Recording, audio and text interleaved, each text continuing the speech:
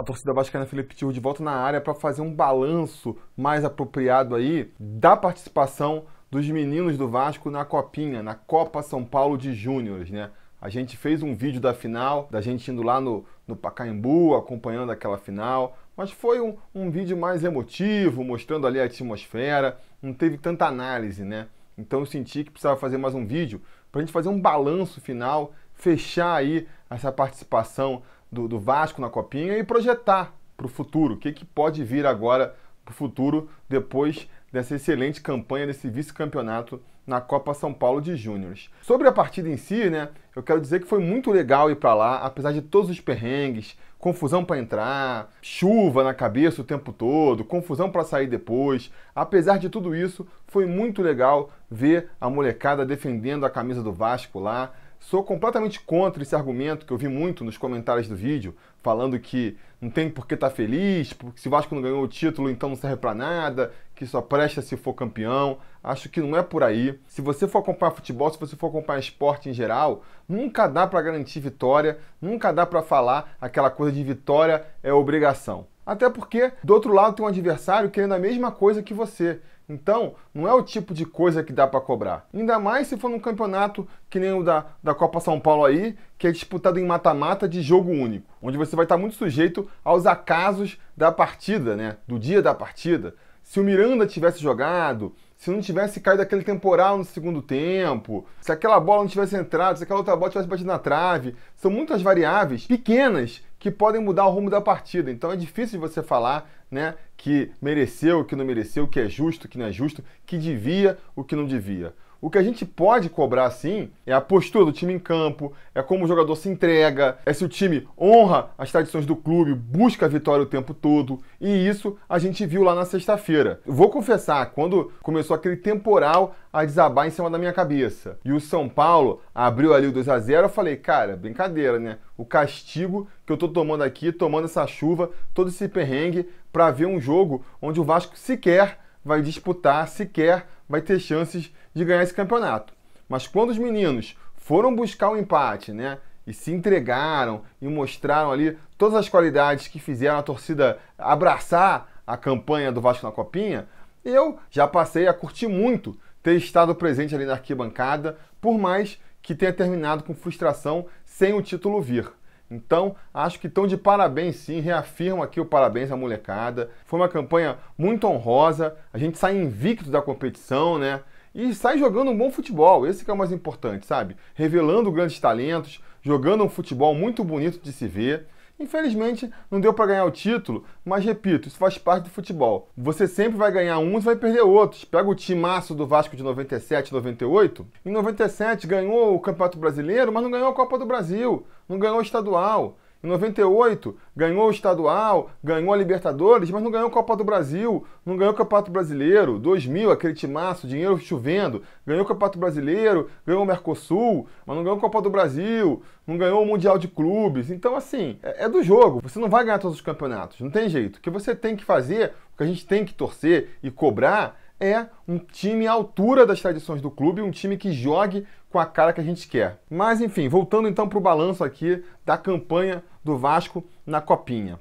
A primeira coisa que eu quero falar é que foi uma coincidência eu acompanhar esse time desde o começo da competição, né? Eu normalmente não acompanho o Vasco na Copa São Paulo de Júniores porque o horário dos jogos é muito ingrato, né? Quem trabalha tem muita dificuldade de acompanhar, porque os jogos são durante a semana, são de manhã, são à tarde, então realmente não dá para assistir. O que eu vinha fazendo nos últimos anos é quando entra na fase do mata-mata lá, que aí o jogo cai no final de semana, às vezes ele bota um jogo um pouco mais tarde, 7 horas da noite, aí você já começa a acompanhar. E nos anos anteriores, tudo que eu vi, quando o Vasco chegou nessa altura da competição, foram partidas muito ruins do time da base, os times tudo muito mais ou menos, assim, você assistia a partida e mesmo que o Vasco ganhasse, você via que ele não ia muito longe, porque o time não estava apresentando um grande futebol. E invariavelmente era isso que acontecia. O Vasco caía lá na segunda fase, nas oitavas de final, nunca conseguia avançar muito mais do que isso. Esse ano, a minha expectativa para a Copa São Paulo também era nula, era bem baixa, não estava esperando nada, na verdade, desses meninos. Comecei a acompanhar desde o primeiro jogo, mas para fazer aqui uma cobertura para vocês, né? já que eu saí do meu emprego para me dedicar aí ao Sobre Vasco, entre outras coisas, né? Eu falei, vou acompanhar desde o princípio, desde o primeiro jogo da competição, até para trazer essa informação aí para os espectadores do Sobre Vasco. Inclusive, se vocês querem que a gente repita a dose em 2020, considerem aí se tornarem apoiadores recorrentes do canal, seja pelo apoia.se/sobrevasco a partir de R$5, ou então sendo um membro do canal aqui no YouTube a partir de R$8. É muito importante para a gente continuar esse projeto aí e para 2020 eu não precisar estar no emprego convencional, preso no escritório, sem poder assistir a Copinha. Talvez a gente não tenha mais no ano que vem a mesma cobertura que tivemos esse ano. Mas enfim, o que eu queria dizer é que quando eu comecei a acompanhar o time, eu não estava esperando nada. Achei que fosse ver um time batendo cabeça, um talento aqui, outro talento ali, mas sem grandes expectativas, né? E aí eu já vi o primeiro jogo e já falei, opa, esse time aí, cara, ele tá arrumadinho, joga bem, toca a bola, valoriza a posse de bola, quando perde, já recompõe com rapidez, marca a saída do adversário, tem jogadores habilidosos. E fui no segundo jogo e aquilo se repetiu. E eu tava até tentando controlar minha expectativa, né? Não, calma, tem que ver o seguinte, os adversários da primeira fase são fracos, né? Quando entra para a segunda fase, o jogo vai começando a ficar complicado. E se vocês forem ver o primeiro vídeo que eu fiz sobre a Copinha, vocês vão ver que eu tô ali tentando segurar, controlar a minha expectativa, porque os garotos, eles já estavam fazendo futebol. E aí vai passando fase após fase, você vai vendo que realmente tinha motivo para se empolgar. Em todas as partidas, o time do Vasco mostrou muita segurança, muita frieza, comandou todos os jogos, teve a iniciativa da partida em todos os jogos. A final contra o São Paulo foi realmente o jogo aí onde o Vasco perdeu mais o domínio, foi dominado no primeiro tempo, mas mesmo assim conseguiu dar a volta por cima no segundo tempo e terminou a partida sufocando o adversário. Se tivesse ali mais 10 minutinhos de jogo, o Vasco saía vitorioso ainda no primeiro tempo, né? Se a gente fosse ter a prorrogação, ao invés de ir direto para os pênaltis, arrisco dizer que o Vasco ganhava essa tacinha, trazia essa taça para São Januário. Então, acredito que nem aconteceu comigo, aconteceu com muitos torcedores vascaínos aí, né? Foram acompanhando o time, meio que sem dar muito crédito, vamos ver qual é, e assistindo uma partida, foram fisgados pelo talento dos garotos, fisgados pela beleza e pela categoria com que esse time se impunha nos jogos. A gente chegou aí a vice-campeões, então, do torneio, né? E agora tá todo mundo querendo colher os louros dessa empreitada, a torcida querendo ver quem vai ser aproveitado e as correntes políticas querendo cada uma tirar a sua casquinha, né? Os seus méritos por esse time do Vasco. No que tange essa questão aí de quem é o responsável, eu acho isso uma besteira. Eu acho que o projeto da base é um projeto de longo prazo, não é do dia para a noite que você resolve a base. Então, é um trabalho conjunto de todas as diretorias que passaram pelo Vasco aí. É besteira dizer que é mérito exclusivo do Eurico, do Dinamite ou do Campelo. Todo mundo tem aí a sua participação nesse projeto, né? Se você pega ali, mesmo na captação dos garotos, você vai ver. Tem garotos que participaram aí dessa campanha e que chegaram na base do Vasco ano passado. Quer dizer, são já méritos da administração Campelo, né? Como o Thiago Reis, por exemplo, chegou para a base ano passado. A gestão Eurico Miranda teve seus méritos também. Ulisses, Caio Lopes chegaram em 2015 na gestão Eurico Miranda. E outros chegaram na gestão Dinamite, que também vai ter seus méritos, portanto. É o caso do Bruno, do João Pedro, do Thales. E tem outros mais ainda.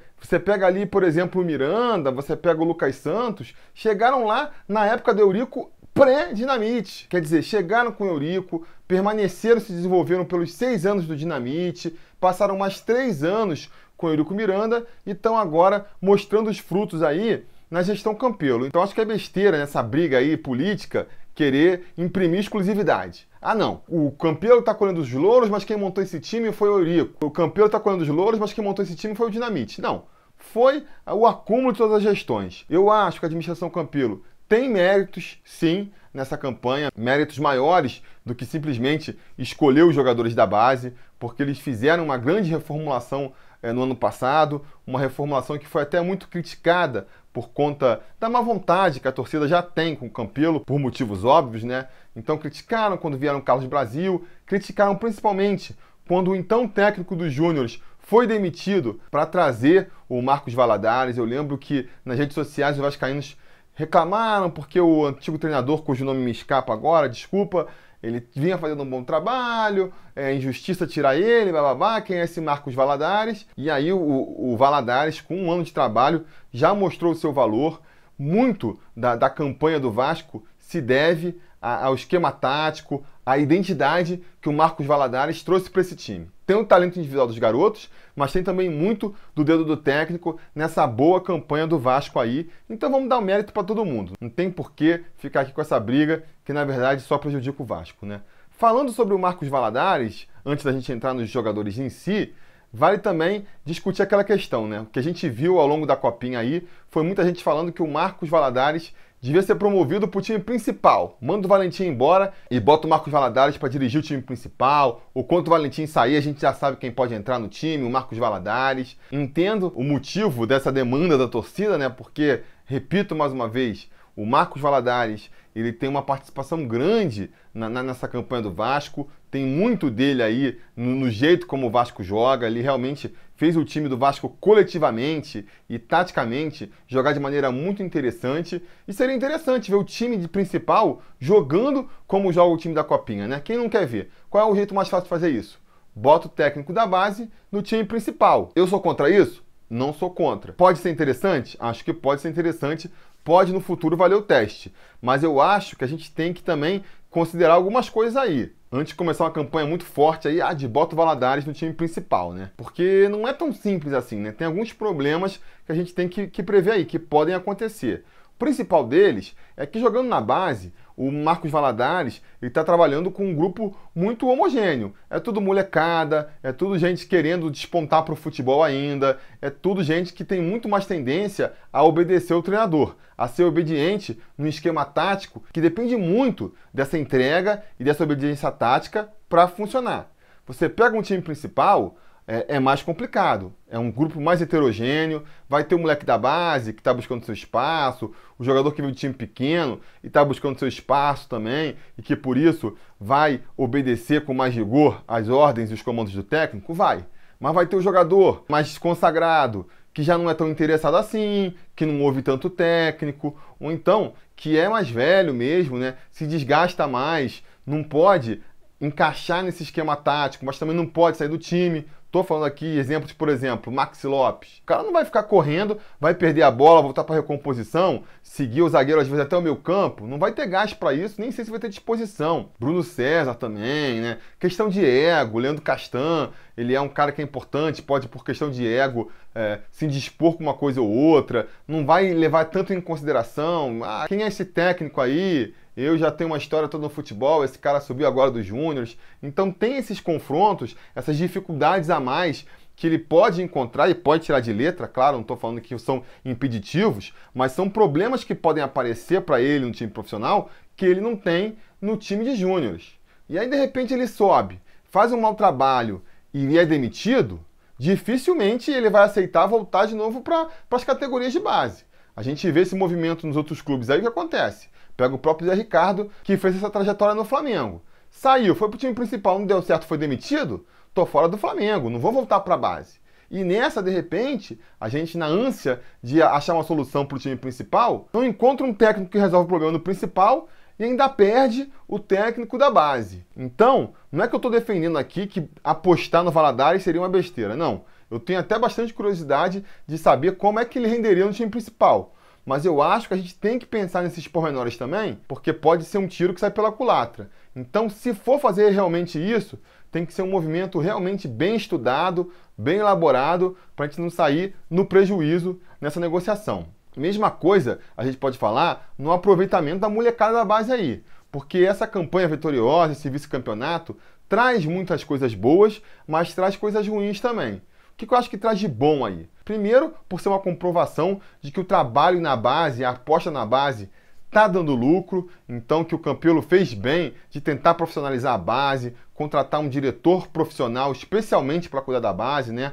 O Carlos Brasil aí. E isso é importante, porque se você investe, não é mais no futebol que é tudo imediatista, se você investe numa coisa e ela não dá retorno rápido, você acaba, às vezes, desistindo daquele projeto, às vezes bem na hora que ele ia começar a dar os frutos. Então que bom que os frutos já estão vindo aí e que isso comprova que a aposta na base é o caminho para o Vasco. Isso também meio que obriga, né? Põe pressão na comissão técnica do time principal para aproveitar os garotos da base, né? Para aproveitar de maneira mais rápida os garotos da base. A gente sabe aí, se você pegar os últimos anos do Vasco, que a base foi sempre a última opção dos técnicos do time principal. Só quando se esgotam todas as outras opções é que o técnico vai dar chance para um garoto da base, prefere qualquer outra opção a dar chance para o moleque da base. Ah, nunca está preparado, não é maduro, aquela discussão toda que a gente ouve. O garoto às vezes já é pai, já é avô e não está preparado ainda para estar no principal. Então com essa campanha na Copa São Paulo de Júniores aí,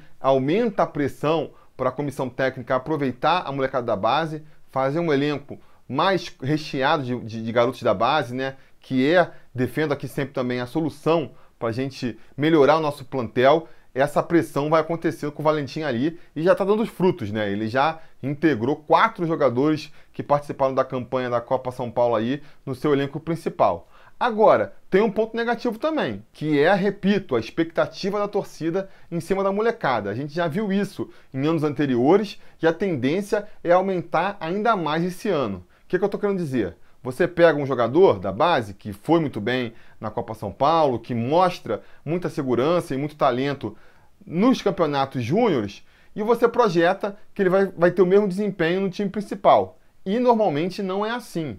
Então, ficar achando que Lucas Santos tem que entrar no time porque vai ser solução, achar que Caio Lopes vai entrar no time vai ser solução, né? Fazer aquela frase que todo mundo está falando, de brincadeira, eu imagino, mas que alguns levam a sério, de que pega o time todo da base, põe no principal, que vai jogar melhor do que os profissionais. Não é assim, não é assim. Quando você entra no profissional, muda o patamar, você está jogando com jogadores muito mais tarimbados, muito mais fortes fisicamente, uma pressão muito maior da torcida, e isso leva um tempo para o jogador se adaptar. Então não pode ficar cobrando da comissão técnica que aproveite os jogadores a qualquer custo. O Valentim é burro porque não escala o Lucas Santos, está sendo burro porque não escala o Thiago Reis. Não é assim. E quando os garotos entrarem também, não achem, porque depois de 2, 3, 4 partidas sem render no profissional o que eles rendiam na base, que eles não vão prestar, me enganei sobre o jogador, ele não vai ser nada, né? O Lucas Santos, põe no time principal, aí de repente ele não joga com toda a naturalidade que ele jogou no time júnior. Aí já vão começar a falar, não, ele é pequeno para jogar entre os profissionais, tem que tirar o moleque, não tem chance, não é por aí. Temos que ter paciência, né? Um exemplo clássico disso é o Paulo Vitor, né? Paulo Vitor, todo mundo falava que era um cracaço. O Zé Ricardo era um burro porque não escalava o Paulo Vitor. O Jorginho era burro porque não escalava o Paulo Vitor, porque era uma solução. De repente começar a escalar, dar chance. O garoto jogou, sei lá, 4, 5 jogos, não rendeu bem e pronto, já virou a porcaria. Ele passou do craque, a solução do time, para uma porcaria que tinha que ser mandada embora mesmo. Então, essa precipitação, sabe, essa imediatismo da torcida é que eu acho que às vezes pode atrapalhar um pouco, queimar uns garotos no processo. Então vamos ter paciência também, né? A parte da comissão técnica aproveitar é com eles lá. A nossa parte enquanto torcida é ter paciência, não ficar cobrando a entrada deles também a todo custo no time, como se eles fossem ser a solução. O time tá mal, então bota o Lucas Santos que resolve, então bota o Thiago Reis que resolve, não é por aí. O moleque da base nunca pode entrar no time principal para ser solução. E também quando eles entrarem, do jeito que eles entrarem, se não renderem bem de primeira, vamos ter paciência, não vamos crucificar, não vamos achar que, então não serve profissional, servia nos júniors, mas não serve mais agora. Vamos ter paciência nesse sentido. Isso posto aí, quem é que deve ser aproveitado no time principal, então, aí de imediato, né? O Valentim, ele subiu 4 jogadores já para o profissional. A Copa São Paulo acabou na sexta e ele aí no domingo, no jogo contra o Americano, já botou o Miranda no banco do time, né? O Miranda que não pôde jogar a final porque estava suspenso. E depois do final da partida, já falou que vai integrar ao elenco também o goleiro Alexander, o Lucas Santos e o Thiago Reis. Acho que faz sentido porque são jogadores mais velhos, de 19 anos já, e vão, portanto, estourar a idade de júnior. Tanto o Alexander, quanto o Lucas Santos, quanto o Thiago Reis são de 99, portanto fazem 20 anos esse ano e estouram a idade de júniors. E o Miranda é de 2000, pode ficar um ano mais nos júniors, mas foi um dos destaques do time na Copinha, está jogando muito, está mostrando muita maturidade já jogou no profissional ano passado, né? Acho que ele já pode subir também. Eu me pergunto, no caso do Alexander, como é que vai ficar aí os goleiros do Vasco, né? Porque a gente já tem treinando com o time principal o Fernando Miguel, o Jordi, o Gabriel Félix e o João Pedro. E agora vem o Alexander jogar na profissional também. 5 goleiros. 5 goleiros. É goleiro demais. Acho que a comissão técnica vai ter que dar um jeito de se livrar aí de uns 2, pelo menos. Porque, pô, terceiro goleiro nunca entra, né? É muito raro você ver um terceiro goleiro entrando. Então, acho que tem que ver como é que vai fazer isso aí. E os outros 3, acho que já podem entrar ainda no Carioca, né? O Miranda, você poupando aí o Erley e Castan, eu não vejo por que botar o Miranda atrás de Luiz Gustavo ou de Ricardo Graça na disputa. Poderia ter botado ele contra o americano já para jogar, por exemplo.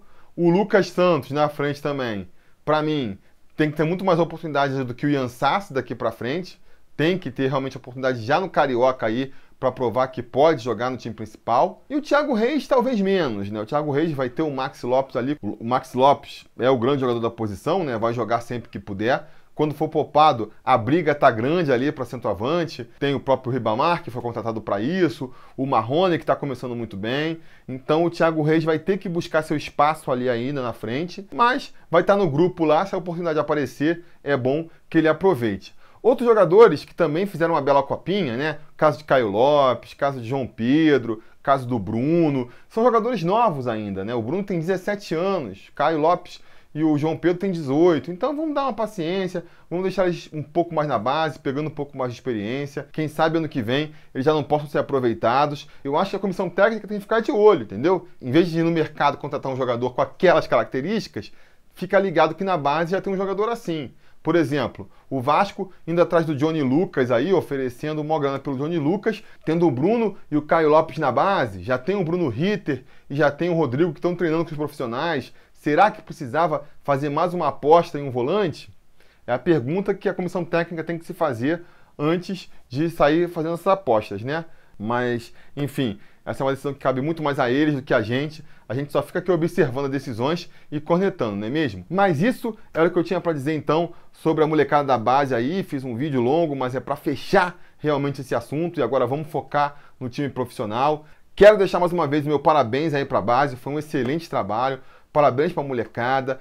Parabéns para a comissão técnica e parabéns também para os dirigentes envolvidos com a base aí, que parecem que estão fazendo um bom trabalho nesse aspecto aí.